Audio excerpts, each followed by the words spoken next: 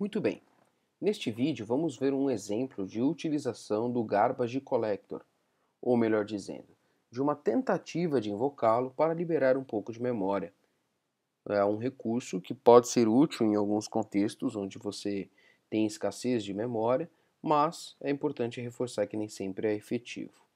Bom, para começarmos, vou criar uma classe Java e vou chamá-la aqui de teste memória. Ok? Muito bem.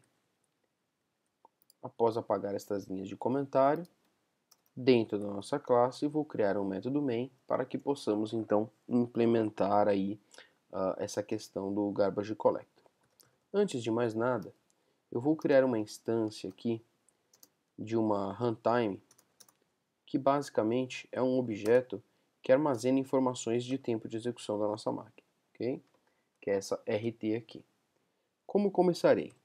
Vou imprimir em tela memória livre do computador, da máquina virtual, ok? Desta forma aqui, chamando rt.freeMemory. Então aqui nós vamos ter o volume de memória da máquina logo no início da sua execução. O que farei na sequência?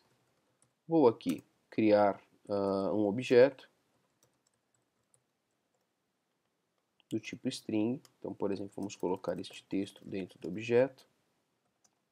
E, na sequência, criarei um segundo objeto, também com um texto bastante extenso aqui, né? Muito bem.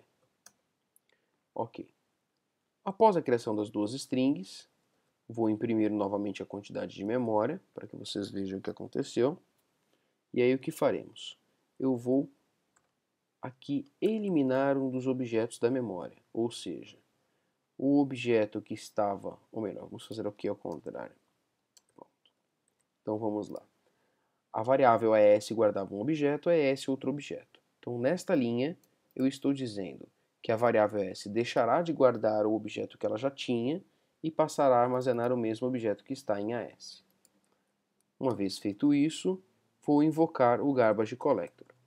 O Garbage Collector é feito desta forma: system.garbagecollector e tudo bem. Ele já está sendo invocado. É importante destacar que esta ação não invoca o Garbage Collector exatamente no mesmo momento, ok? Mas serve muito mais como uma recomendação de que o Garbage Collector deve ser executado.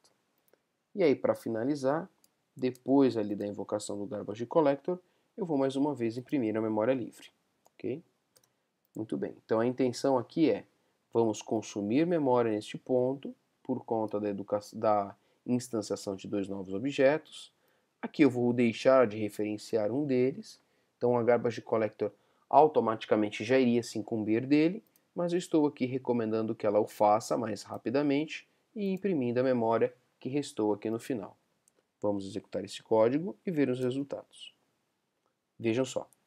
Na primeira invocação de memória livre, que foi a linha 8 aqui em cima, nós tínhamos essa quantidade de memória disponível, que, algumas linhas abaixo, mesmo criando duas strings, não parece ter sofrido grandes alterações, né? O valor permanece basicamente o mesmo.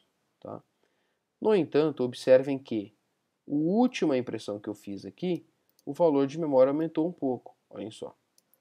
Ou seja, após aqui a execução do Garbage Collector, quando eu me livrei de um dos objetos, eu imprimi a quantidade de memória disponível.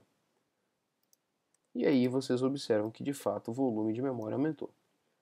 Bom, não podemos afirmar com muita convicção que de fato essa quantidade de memória disponível aumentou em função daquele objeto, tá?